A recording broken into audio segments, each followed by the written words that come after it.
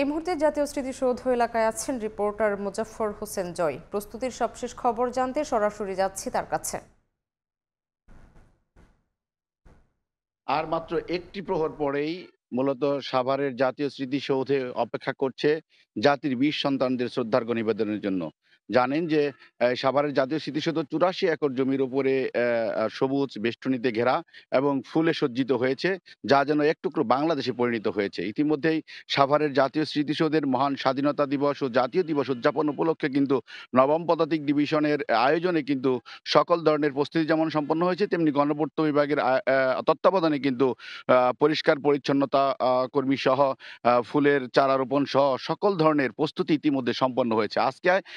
আজকে যেটি আমরা দেখতে পাচ্ছি যে মূলত আজকে শেষ মুহূর্তের প্রস্তুতি হিসেবে নবম পদাতিক ডিভিশন বা ৩ বাহিনীর যে কুচকাওয়াজ দল তারা কিন্তু শেষ মুহূর্তের প্রস্তুতি ঝালাই করে নিচ্ছেন। জানেন যে রাষ্ট্রপতি এবং প্রধান উপদেষ্টা কিন্তু জাতীয় স্মৃতিসৌধের প্রথম প্রহরে এসেই কিন্তু ৫৫তম স্বাধীনতা দিবসে কিন্তু জাতির বীর সন্তানদের শ্রদ্ধার্ঘ্য নিবেদন করবেন। এর পরেই কিন্তু বিভিন্ন কূটনৈতিক বা উচ্চ পর্যায়ে যারা রয়েছেন তারা শ্রদ্ধার্ঘ্য নিবেদন করবেন। তারপর কিন্তু জাতীয় স্মৃতিসৌধের মূল ফটক খুলে দেওয়া হবে সাধারণ জনতার জন্য। ইতিমধ্যে আমরা যেটি দেখতে পেরেছি যে এই ৮৪ একর এলাকা জুড়ে সবুজ চত্বরের মাঝে কনক্রিটের যে আপনার রং তুলির আঁচড়ে সাজিয়ে তোলা হয়েছে। একই সাথে কিন্তু বাহারি ফুল এবং লাল, সবুজ এবং বিভিন্ন হলুদ, গাঁদা ফুল সহ নানান ধরনের ফুলে কিন্তু সজ্জিত করা হয়েছে সাভারের জাতীয় স্মৃতিসৌধকে।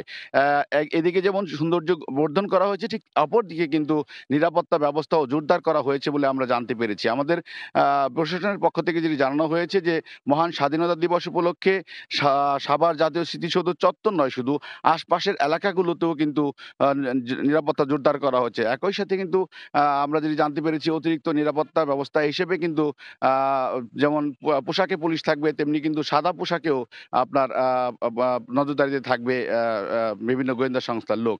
তো সাভারের জাতীয় স্মৃতিসৌধে কিন্তু ইতিমধ্যেই সকল প্রস্তুতি সম্পন্ন করা হয়েছে। অপেক্ষার প্রহর গুনছে ৫৫তম স্বাধীনতা দিবস উদযাপনের উপলক্ষে। তো সাভারের জাতীয় স্মৃতিসৌধ থেকে আমার কাছে এই ছিল স্বাধীনতা দিবসের সর্বশেষ প্রস্তুতি সম্পর্কে তথ্য। সরাসরি যুক্ত ছিলাম সাভারের জাতীয় স্মৃতিসৌধে।